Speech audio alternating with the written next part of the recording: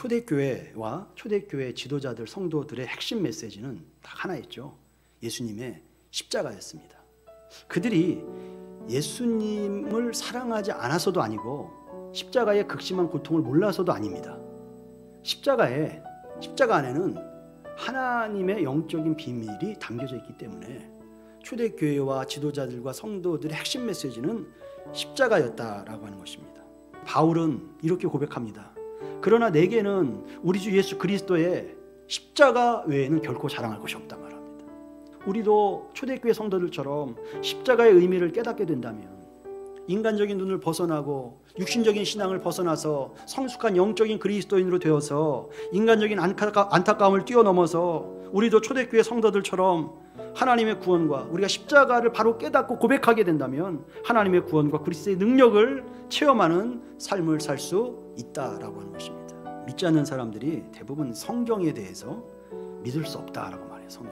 성경을 보면은 창세기부터 너무 허황된 말들이 너무 많다라는 거예요. 성경은 비과학적이고 비상식적인 내용들이기 때문에 믿을 수가 없다라고 말해요. 어떻게 말씀으로 이 온 우주 만물이 창조되고 홍해 바다가 갈라지고 물이 포도주가 되며 불치병이 치유되고 죽은 자들이 살아날 수 있느냐? 이것은 비과학적이고 비상식적인 내용이기 때문에 성경을 신뢰할 수 없다, 그렇게 말을 합니다.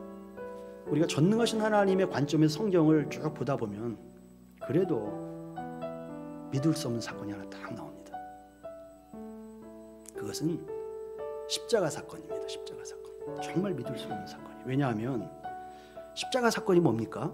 하나님의 아들이 피조물들인 인간에게 잡혀서 정죄받고 죽임을 당했다라는 거예요. 하나님께서 피조물인 인간들에게 잡혀서 정죄받고 죽임을 당했다. 이 믿을 수가 있을 수 없는 일입니다. 이것은 도저히 이해할 수 없는 일이요, 앞뒤가 맞지 않는 일이요, 도저히 일어날 수 없는 일이 역사 가운데 일어났다라고 하는 것입니다. 십자가는 하나님께 버림받은 형벌과 저주의 현장입니다. 그러니까 죄가 있으면 자연스럽게 죽음이 따라오고 저주가 따라오고 불만족과 결핍과 불행이 따라오게 된다라고 하는 것입니다.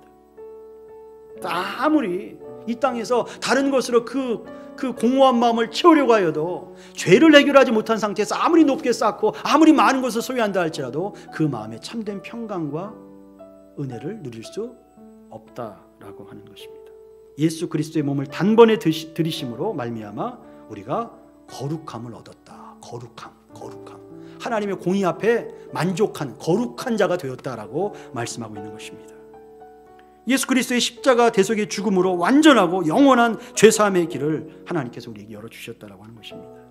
하나님의 공의 앞에 그 극심한 죄의 사망의 값, 멸망의 값, 형벌의 값을 예수님께서 십자가 위에서 대신 받으심으로 우리를 구원해 주셨다라고 하는 것입니다. 십자가는 예수님의 사랑이다라고 하는 것입니다. 이 은혜가 누구에게? 우리 가운데 임하게 된다라고 하는 겁니다. 십자가를 통해서 우리는 죄사함 받을 수 있고 십자가를 통해서 새 피조물이 될 수 있다라고 하는 것입니다. 자, 그렇다면 초대교회 성도들이 이 십자가의 은혜를 깨닫고 구원의 큰 기쁨과 하나님의 놀라운 능력을 날마다 체험하는 삶을 살았던 그 비결이 어디 있느냐? 여러분, 그것은 이 하나님의 공의와 하나님의 사랑이 나타나는 십자가를, 그 십자가에 달리신 예수님을 믿었기 때문이다라고 하는 것입니다. 하나님, 어찌하여 내 삶 가운데 이런 일들이 일어납니까?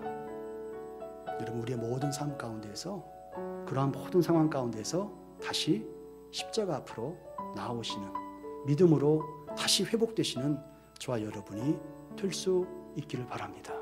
이미 예수님께서 그 고통은 다 당하셨습니다. 우리가 그와 같은 상황 가운데 하나님 왜 저입니까? 하나님 왜 나에게 이런 상황이 일어납니까? 라는 그 모든 이해되지 못하고 받아들일 수 없는 상황 가운데에서도 우리가 다시 십자가를 붙들고 예수 그리스도를 믿음으로 의지할 때 하나님의 구원의 은혜, 하나님의 역전시키는 놀라운 능력이 저와 여러분의 삶 가운데, 가정 가운데, 산업 가운데, 이 나라의 민족 가운데, 우리 자녀들의 삶 가운데 풍성하게 임하게 되어질 줄로 믿습니다. 이와 같은 삶을 살아가시는 저와 여러분이 될 수 있기를 다시 한번 예수님 이름으로 축복합니다.